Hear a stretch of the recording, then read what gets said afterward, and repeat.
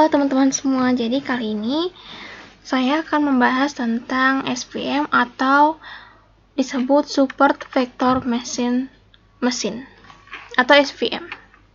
Jadi SVM itu merupakan salah satu metode dalam Supervised Learning yang biasanya digunakan untuk klasifikasi seperti Support Vector Classification dan Regresi atau Support Vector Regression.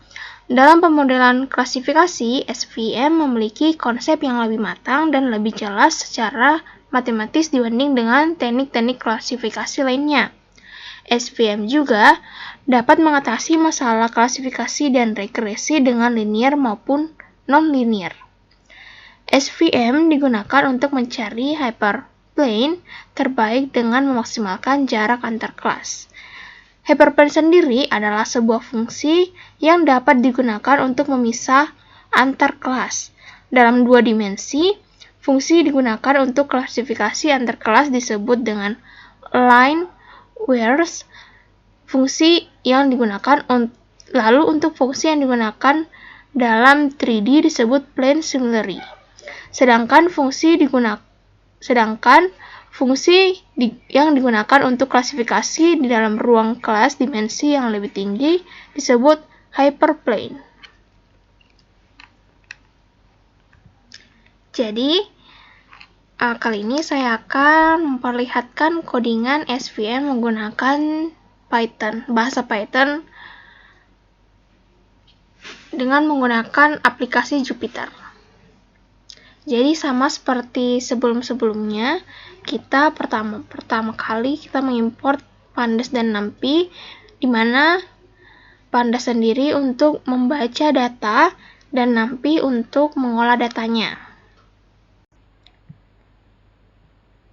Lalu pada bar kedua ini kita akan menampilkan datanya, membaca data dan menampilkan data di sini. Kembali lagi saya menggunakan data iris. Untuk mengingatkan kembali, data iris itu merupakan data tentang bunga iris, di mana kelasnya terdapat 3, yaitu iris sentosa, iris versicolor, dan iris virginica. Kita tampilkan. Lalu pada bar selanjutnya kita akan memisahkan dari tabel ini, kita pisahkan menjadi nilai X dan nilai Y, di mana nilai X ini terdapat 5 kolom sebelum kelas, dan nilai Y ini adalah kolom kelas itu sendiri, di mana kelasnya ada 3.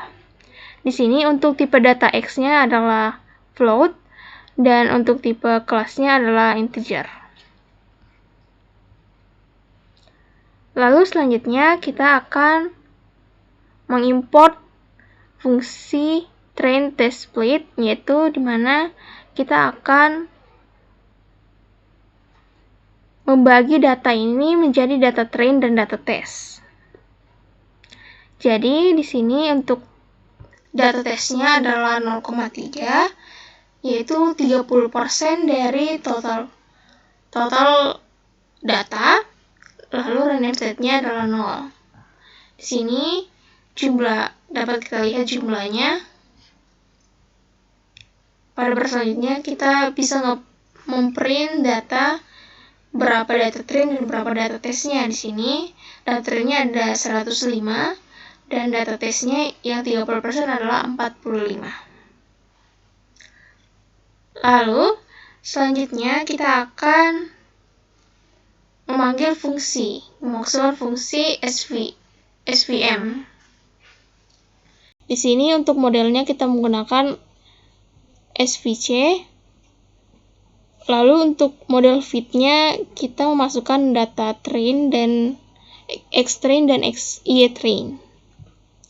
Di sini kita running, lalu maka akan muncul fungsi yang sudah bisa digunakan.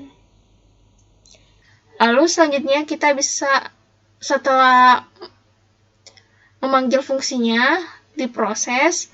Di sini kita akan melihat akurasi dari data tersebut, apakah baik atau tidak. Di sini kita membandingkan model Y-train dan Y-test-nya. dapat dilihat di sini, yang